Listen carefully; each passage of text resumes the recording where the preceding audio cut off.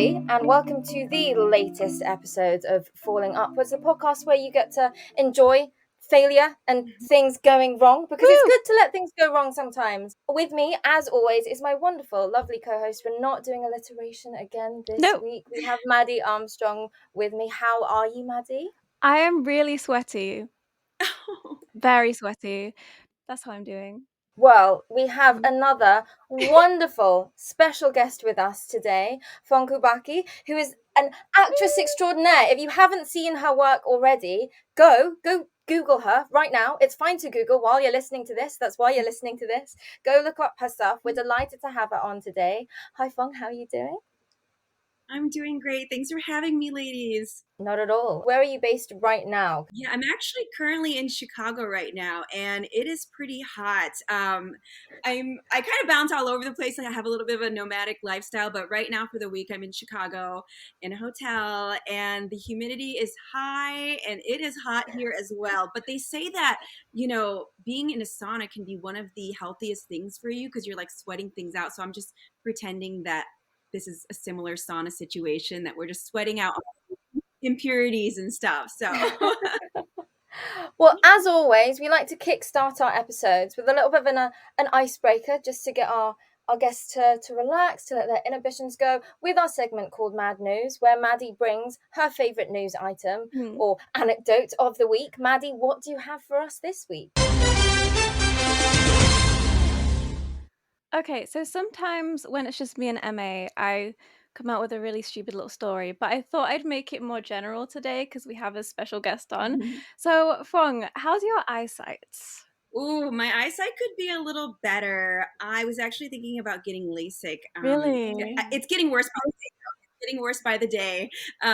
So I do have to wear contacts and glasses. Yeah, mine is getting way worse. My optician told me that apparently 80% of adults develop astigmatism, where your eyeball will warp from a sphere to more like a rugby ball shape. So that's a fun little fact for you. It grossed me out, like, when I heard that. I was like, "What? What's happening to my eyeballs?" And that affects your vision then, right? Like yeah. Yeah. So now I'm really short-sighted, and it's just made the world a lot smoother. So 80% of adult eyeballs will squish. Yeah. That's what the optician said, so that's my source of information. How do we Don't blame me if it's wrong. Did they tell you how we fix it, or do we just all have to succumb to squished eyes? Yeah, just succumbing, I guess. What is there to do about Oh it? gosh. I mean, I do sleep, so I don't know if prolonged, like, pressure can affect these things. Because I sleep on my stomach, Me too. and sometimes I don't it's so comfortable, right? Like, I don't sleep face down, obviously, because who would? You can't breathe. Right. But sometimes I'm like that, because it's just so comfy, and, like, half my face is just really squished into the pillow, and I wonder if that's not helped things, like a little bit of pressure. I definitely don't think Can't turn back time now. yeah, I've been trying to for many years trying to train myself to sleep on my back because they say it's like better for your skin. Like they sleeping on your face is supposed to smush your face. Really? I can't do. I'll do it for like a couple days and then I'll go. I can't sleep, so I have to go back on my face and I'll wake up and I have all of those like marks on my face from smushing it in the pillow. Yeah, So we're just gonna comfort is more important. yeah. It's not natural to sleep like it. Just doesn't. It's like the coffin Yeah. thing. It's Yeah, weird. and I'll wake up in the I middle of the night and I'll feel like I'm suffocating. I can't breathe. I don't know if it's like my nose or something, but I can't breathe sleeping on my back. I don't know if you guys. Sometimes I feel like I'm spinning, Yeah. like, constantly. Do you know what I mean? Like, falling. Mm-hmm. But on my stomach, it's just really cozy. Yeah, and comfortable. So. Mm. So yeah, that's mad news. I love that. Mad news for this week. And so into our main segment, where we do spend time chatting to our guests about their failures, about the wonderful things they have coming up, about all the lovely things they'd like to offload onto us as well. I'm not saying this podcast is therapy, but it can be if you ever want it to be. So to kick things off, we always start with, Phuong, what's your favorite failure? Oh my gosh, my favorite failure has to have been. So when I was in school, I actually was like deathly afraid of public speaking. I I was I would call in sick for my speech classes. Like I had like perfect attendance, but when we would have to do speeches, I just like wouldn't show up. Because I just was really shy, and when I would get up to do speeches, I just like my voice would shake, I would black out, I wouldn't know what to say. And so it took me a really long time to work up overcoming that fear. So I think that failure kind of motivated me to try and get better each day, eventually getting better at public speaking and then acting. But it was something that I've had to overcome, just even as a child. So that would have been my biggest failure, pushing me on the opposite side of the spectrum to what I'm doing today, which is crazy to hear. Do you get nervous doing just interviews like this? I feel more comfortable now, but I think, a long time ago, I would have been really, really nervous. Like I feel okay today. Sometimes, like when I did press for the Bikeriders, the recent movie that I was in, I was a little bit nervous because there was about, there was like 10 interviewers like lined up, like boom, boom, boom, boom. So I was like, oh, okay. Like, and there was like a lot going on, a lot of media, a lot of photography. So that was overwhelming. I think just the experience, but interviewing in general, I feel okay now, but it's something that I don't think I would have felt the same way a long time ago. That's good. Do you feel more comfortable when you're interviewing and just being yourself versus when you're in front of the camera as a character? Like, is there one kind of state of being that you prefer sitting in?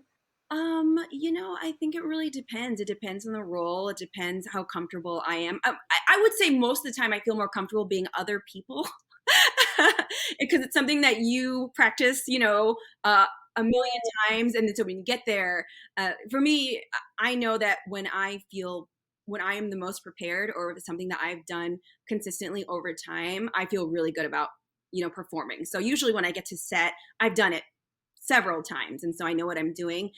Being on the spot for interviews, I do feel okay, but I wouldn't say that, years ago. It's taken me a lot of time and a lot of effort and practice into feeling comfortable just on the spot. And I would say even sometimes, even just recently in press, got asked a couple questions and I was like, I don't know. I think a lot of people felt the same way, so it wasn't just me. Press is scary though, isn't it? Some interviewers are so scary. Luckily, being MA, we're not scary at all. You don't have to worry about us. Like, sometimes you'll be in front of like dogs or children. My mum's always like, dogs or children are like a good barometer to figure out if you're scary. I'm like, dogs look at me, they know I'm not doing anything. Like, I'm 5'1". They know nothing's happening from Right. them. I feel the same way when I see someone who is getting barked at a lot. I'm like, I don't know, this little pug will give you a side eye, so I'm gonna keep that in mind, for the future. Yeah, dogs know. Dogs know. What does failure mean to you in general? Like, how do you approach, especially with performing where it's so subjective? You might do something that you think is wonderful, and there's the fear of the reviewer that they might turn around and say, oh, that was terrible. How do you approach the concept of failure in that sense, or failure in general? What does it mean to you? Yeah, I think failure is definitely something that you can learn from.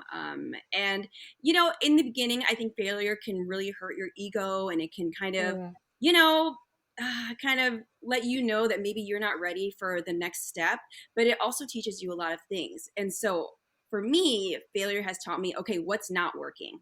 This is not working. So it's time for me to try something else. And that's really what's made me really successful, is like, just, okay, kind of process of elimination. Like, this isn't working. What do I need to do? And let's see if that works. And, usually I figure it out, and then I'll be able to, be successful. How does that go forward when you're crafting a character, like from the ground up? What do you start with? Yeah, so I usually, read the script, and I'll read the script multiple times, and I'll have an idea of what the character is and feels and looks like, but then I'll read it with other people before I even read it with whoever's playing the other character, and they'll have ideas of kind of like how the opposite characters see me as well. And so that kind of gives me an idea. And then obviously getting on set and working with the director will give you notes and, have an idea of how they see your character. So that I take all of those things and then kind of implement them and put them into one character. I'm open to other people's ideas. I'm open to taking notes. I'm never just kind of like, no, this is how I see it and this is the way it has to be. I take a lot of feedback and try to figure out what's best for everyone. Do you have a particularly hairy memory from doing the Bikeriders where you're like, oh God, wait, no, that didn't go well? Or maybe it did go well. Maybe it was Yes. So the Bikeriders is a period piece, and it's set in the 1960s in the Midwest, and so there was a specific accent that they were looking for. We did work with a dialect coach. We were sent audio, so that was really cool. But there was a scene that we did, and we did it over and over and over again. And once you do it, usually we'll do it, I'll do it maybe, I don't know, it could be because they're doing a lot of different, they might do like a close up, like a wide shot. So they're doing a lot of different camera views. But we did it a lot of times. And so for me, I'm like, am I doing this right? You start to really question yourself because it was a lot more than the normal amount. But some directors actually like to do it a lot of times too, and so it's adjusting to that. But in your mind, you start to get a little insecure. So I did kind of feel like I don't know if I'm doing this right, but luckily the director and in that scene I did with Austin Butler, everybody was so supportive, and they were giving me lots of encouragement, and it was really nice. But in the moment, it was a bit overwhelming and frustrating. But we did, it did work out, and it made the cut. So I'm really happy about that. When you watch back work, are you one of those actors that loves to watch it back because you're like, oh, I can learn from it, it's all really helpful? Or are you one of those actors where it's like, oh my goodness, that's the worst thing you could ask me to do? I would say it's the worst thing to ask me to do. And I think it's because being an actor, you have to watch yourself, and I watch myself because we self-tape ourselves and send them in now. So it's not like how it was before when you had to go in person and you'd get maybe like one or two tries, and the casting director would send it in. Now you're taping it yourself, and so when you watch yourself, you have to watch yourself with a critical eye to see, okay, like what can I do a little bit better? Am I showing this part of the script that needs to be, shown? And so when I watch myself, I'm always watching with a critical eye, and that just like, it's hard to turn off and really enjoy the movie because I'm like, oh, like I probably could have done that a little bit better. Like that angle is not really flattering. So It's hard to separate it, isn't it? constant thing when you are watching yourself on screen, and I'm sure you guys do it even with social media. You're watching yourself in reels or in a photo, and you can constantly just be comparing yourself to other people, or even previous photos of yourself, previous videos of yourself. So it's that constant comparison of to your best work before the current work, and just how you would imagine it to be in your mind. So there's lots of things going on. Yeah. And I personally, I'm not someone who can enjoy watching my own movies, which is because I always watch. Well, I hope you can try. Yeah, I do try enjoy it. I took my sister to the premiere, and she's like, "Oh, that was so good," and she's like, "What did you?" Oh. Yeah, I liked it, but I was like, a little like I looked a little big here, like, which is such a female thing, to do. Yeah. Like, oh man, and it sucks. But I'm trying to get better. Something I'm working on. It's hard to turn off that critical eye. Yeah. For sure. Yeah, but it also is very helpful to have that critical eye because it's something that you need to do better if you're always looking at yourself and be like, that was amazing. Like you're never going to be able to, be specific in making yourself better in specific situations. Sometimes it's hard to tell the difference between whether you're being objectively critical or whether you're just being overly critical because it's you, Yep. And like you nitpick more because it's you, but maybe everyone else thinks, wow, that's amazing, Yeah, and that happens all the time too. And I will talk about that with some of my friends, and I'll be like, I don't know, like this looks weird, and they're like, I don't see that, like you're a psycho. Like you're seeing a little bit, you might have a complex, and I'm like, you're right, I might have a complex about this, and it's you have nothing to, it might not be there for everybody else to see, but you see. And I think that's everybody. Like you might see something that other people don't see, but that's because you see yourself every single day. And I feel the same way with I don't know if you've ever had someone else doing your makeup. But like you do your makeup every single day, and so you will see specific things on, like, your eyeliner might be 1/5 of a millimeter like off. Yeah. Makeup artist like didn't catch it, but and they're like, oh, like that. Okay, I didn't see that. And you're like, that's because you see yourself every single day, and it's something that kind of memorized. It's very hard to step away from yourself, but we try. We can try. Yeah. But yeah, and I've definitely learned to have a little bit more grace with myself too. And that's getting better day by day. Yay, that's good. Especially as an actor, you audition for so many roles, but you get less roles than you audition for. Do you have a favorite one that you were allowed to tell us that you auditioned for, that you loved the process, you loved the project, but you just didn't manage to get at the last minute? Oh my gosh, there's so many of those. Yeah, there's a lot of times where I feel pretty close with some things, and I don't know if it's a similar process where you guys are, but sometimes when you are one of the top candidates, they'll put a pin in you, or you'll get a call back, and sometimes they'll put a pin, or they'll hold you. It's also called there's so many different names for the same thing, but basically you'll be like one of the top choices, and so you're like, okay, like I'm one of the top one or two choices, and then you start thinking about being on set, and you're like, okay, it's really something that I thought that it could, it's a reality for me, and then you get a call later and that says you're released, and that's happened to me a lot of times. But it's looking at the positive. If you are a good actor, you should be getting pinned or being put on hold a lot.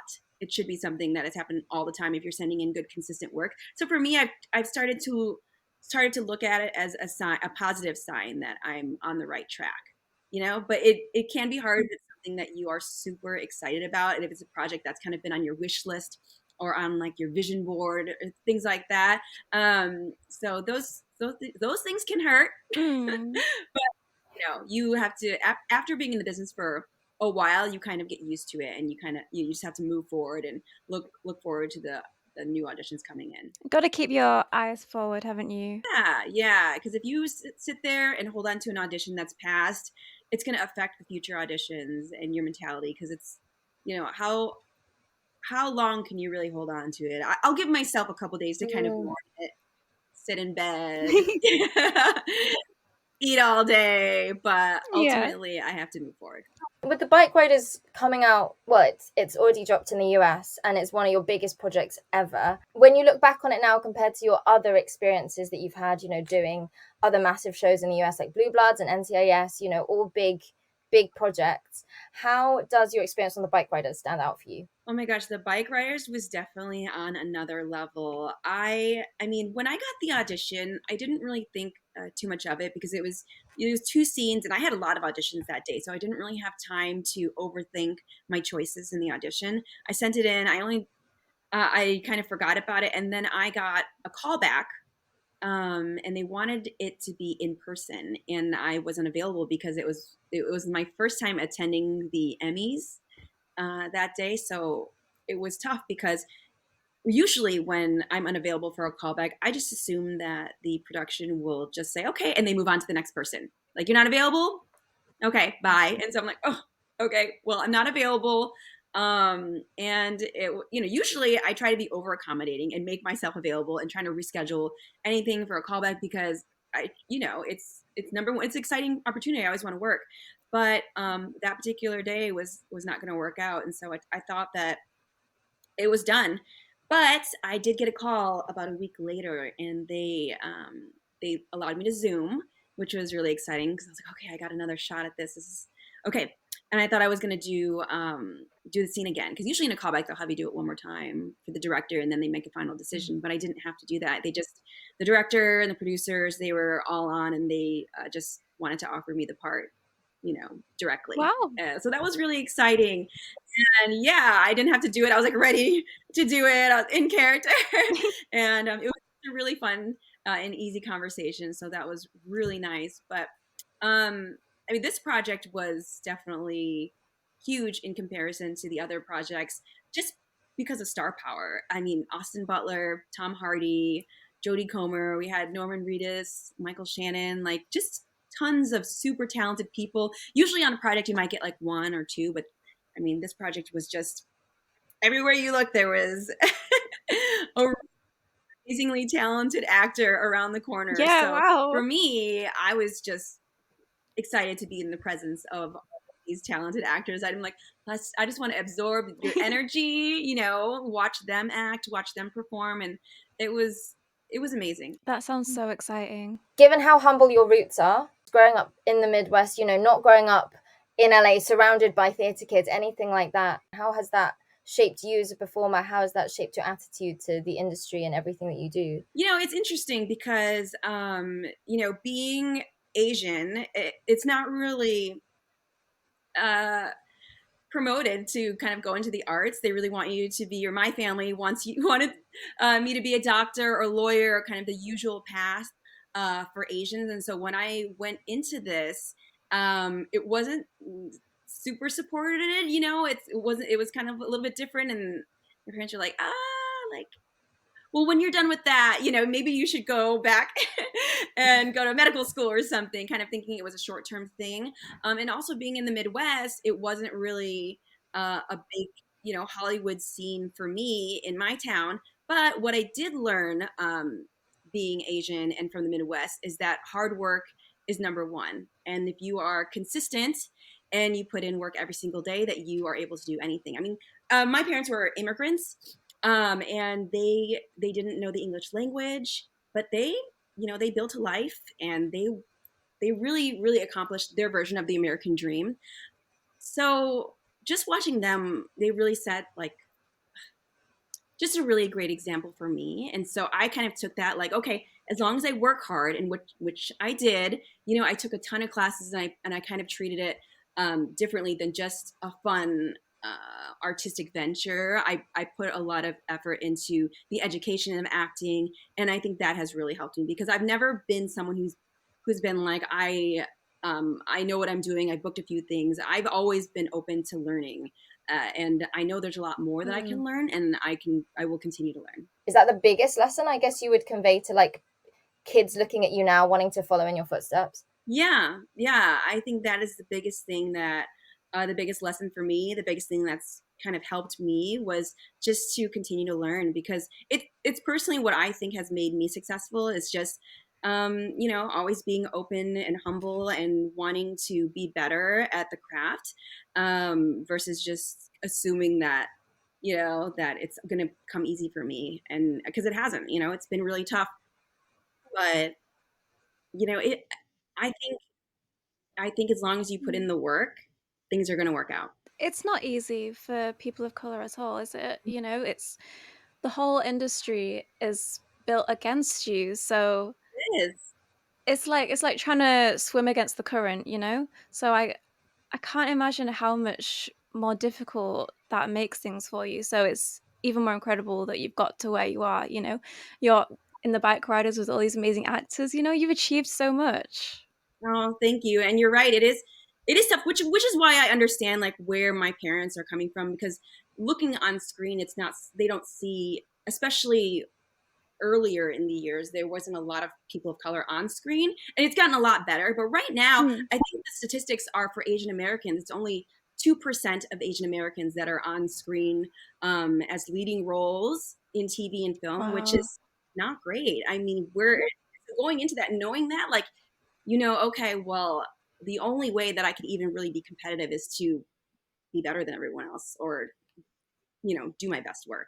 I love that. Just be better than everyone else. Yeah. The best version of you, like, because art is subjective, and it's not, one person might think that you're great, the other person may not, but as long as you can do what the best version of you, or your best acting ability for you. So that's where that really highly critical view of self actually might benefit you in the long run. Yeah, because you're able to be like, okay, well, what can I do better? Like, even in specific moments or parts of the scene, like, can I bring this part to life a little bit better? Like, what can I do? So it's good. It is good. And then there's obviously like different aspects to it where it can hold you back a little bit, but working it out. Yeah, keeping balance. For people that kind of follow you and have seen everything that you're up to on social media, they know that you love food, that you love travel, that you kind of You're a bit of a culture vulture. Yeah. What experiences do you like seeking out the most to enrich in you and to be you? Oh yeah, I love to do, and this is gonna sound so big, it's basic, but I love eating. I love sleeping. I love taking naps. And I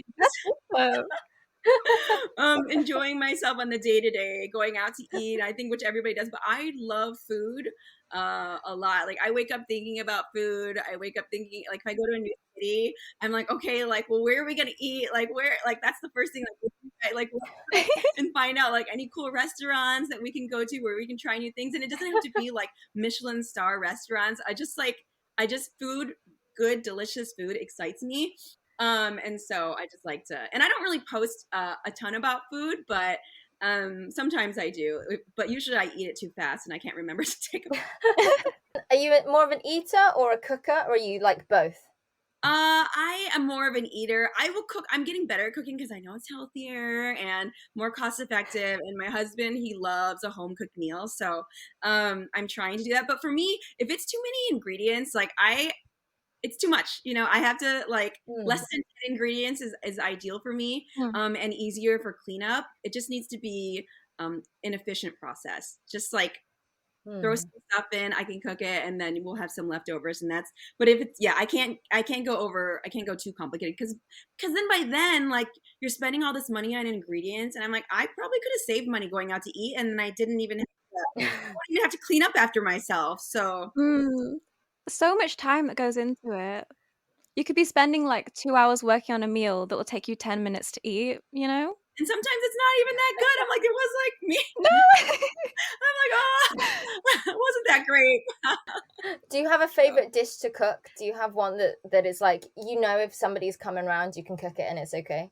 Yeah, I mean, right now, I really like, it's this one recipe and it's very simple, but it's like coconut milk and thyme chicken thighs.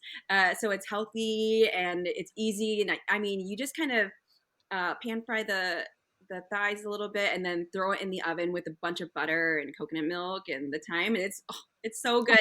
Nice. And it's one of those dishes that when you reheat the next couple of days, it tastes even better. Like all of the spices kind of melt together. So that is something that I try to cook as much as possible because I've never messed it up. Yeah. You know, like there are some recipes I make and it's like hit or miss. I'm like, oh, this time was really good. The next time is like maybe not as good, but this one is like it's a knockout every single time. Wow. I adjust the ingredients a little bit, it's still good no matter what. Do you have places that you would really, really love to film in one day? Like somewhere you haven't filmed in yet, where you're like, I really hope that the next movie that I'm shooting films there, because I would love to go there. Yes. I have been trying to book a job in Hawaii for years. I'm really hoping that we can manifest that. It hasn't happened yet, but I have auditioned several times, like hoping, like, come on, get me to Hawaii, like, come on. And my husband's never been to Hawaii, so we're either planning a trip, but I mean, ideally, I would love to book a job and just like be there on someone else's dime. So I'm really hoping that can happen. There are a lot of really cool shows, and they do film a lot of great movies in Hawaii. It just hasn't happened for me yet, but I think it will. I'm being positive about it. We'll manifest. Well, like everybody listening, if you're hearing this, like just have a moment before you go to bed, manifest it. Just think of it. We hope she gets a job in Hawaii. Thank you. Why Hawaii? What about it? Is it just because it is beautiful, or is there like a personal connection? What is it? Yeah, I mean, I've been to Hawaii several times, but it's just beautiful and the weather is great, and there's just a vibe about Hawaii that is just so relaxed and magical. Like I feel like the water is healing. I feel just like being there. I'm just something about it just gives me this like peaceful energy just being there. So I would love to come back. I haven't been there in a really long time, probably oh my gosh, maybe even like over a decade. So I'm really hoping to get back there. I hope you get to go. I hope you get a job there. Everyone, we're manifesting it. Yeah. We're manifesting it.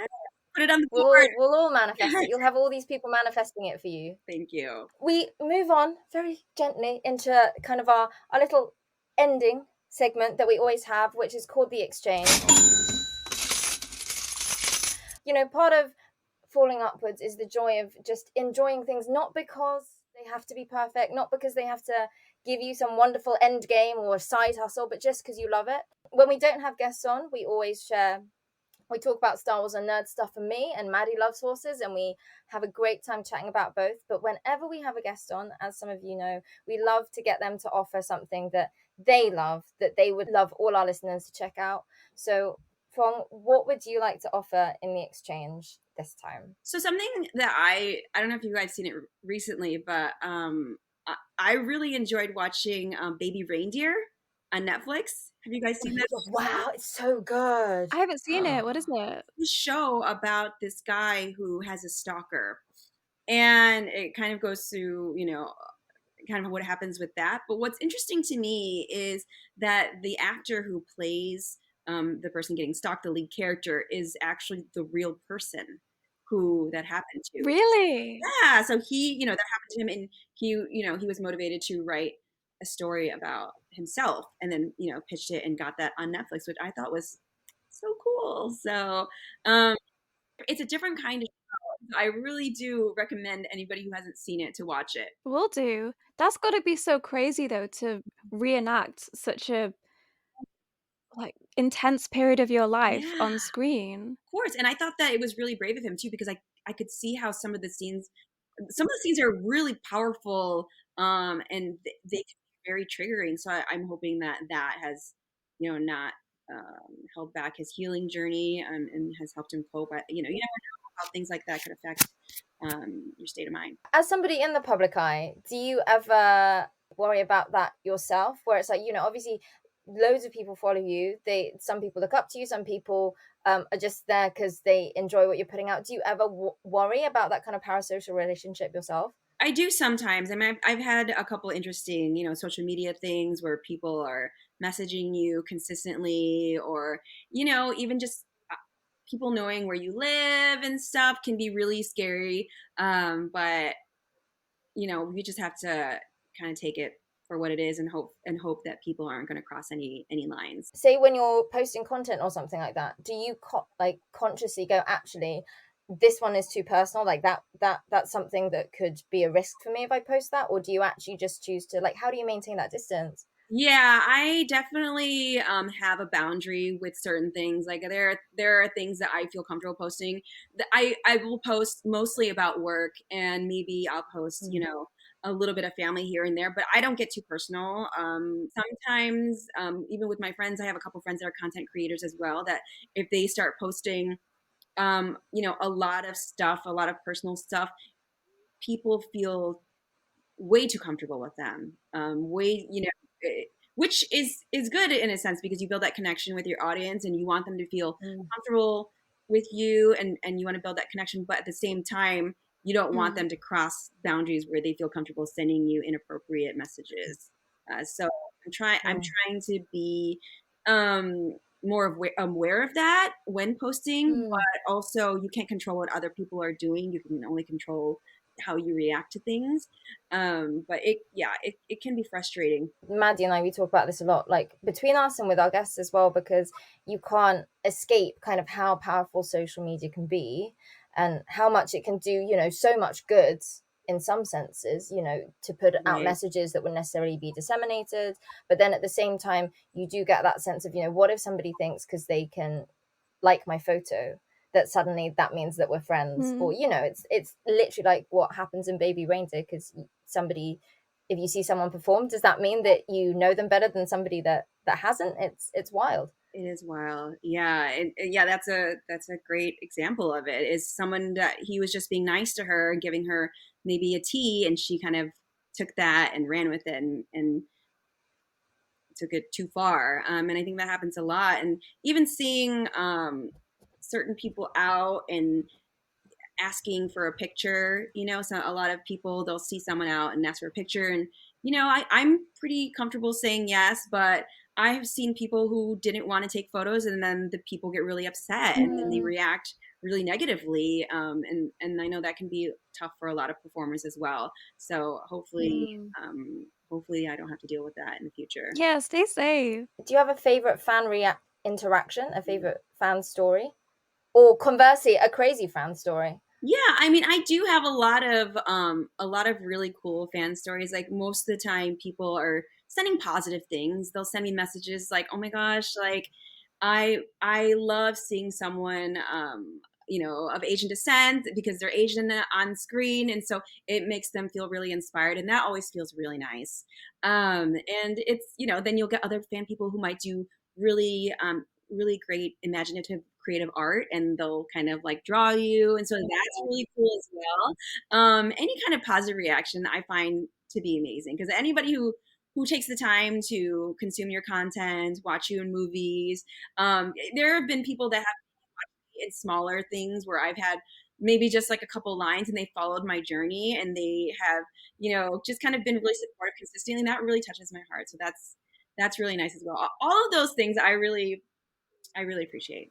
That's so That's so beautiful, though. wholesome. Yeah, I love that we're on the same. Yeah, it is though, because Yeah. we hear about, like, obviously big actors all the time, but the fact that it's Mhm. somebody that saw you from a little moment and they went, you know what, I would Yeah, just love to see where that is. That's so beautiful. yeah, it's really, really nice. Well, obviously, the Bike Riders is the big headline for you right now.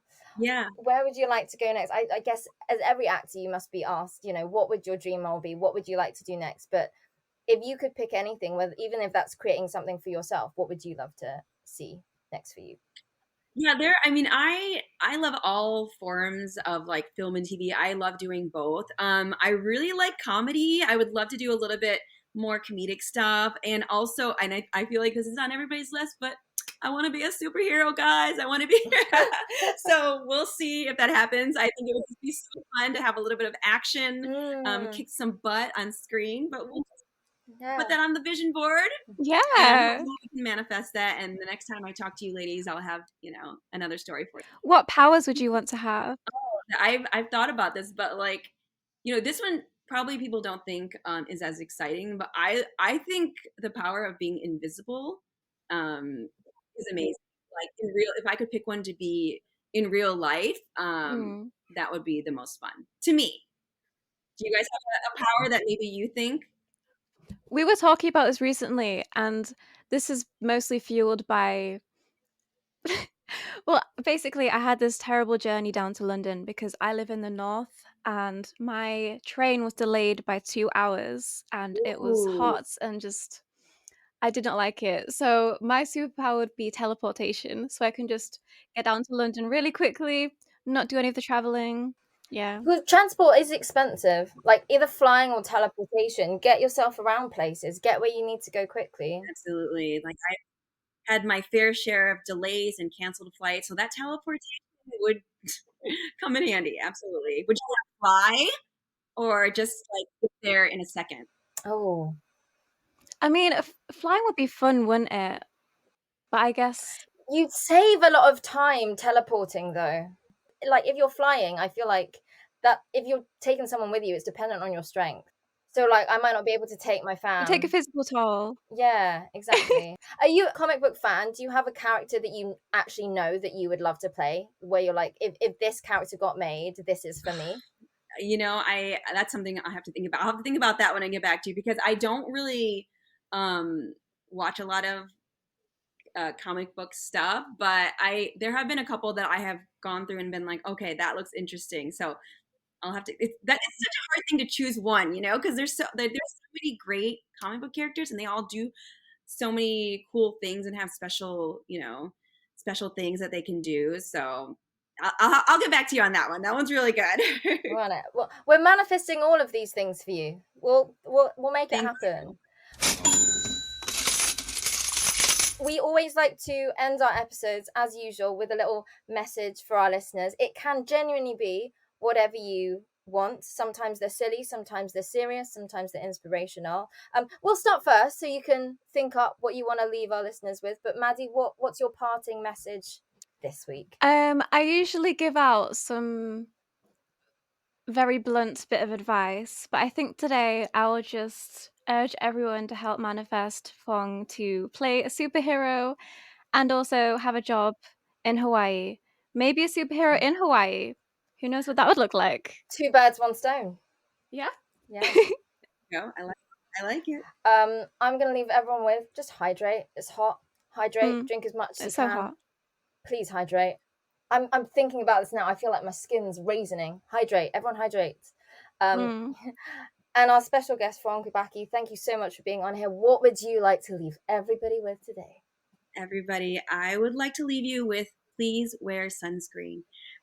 Protect your skin from the sun. That's good.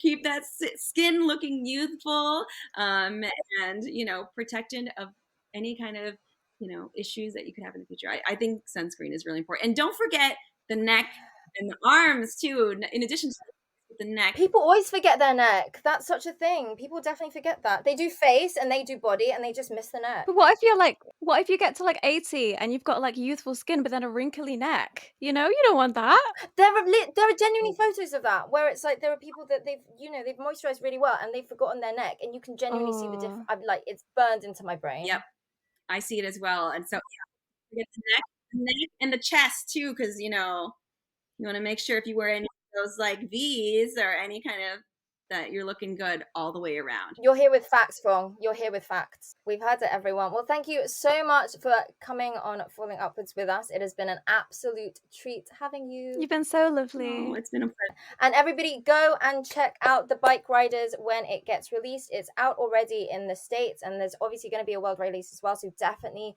go and check it out. But we will all say goodbye. Thank you so much for coming on. Okay, thanks, girls. Thanks, everyone. Bye.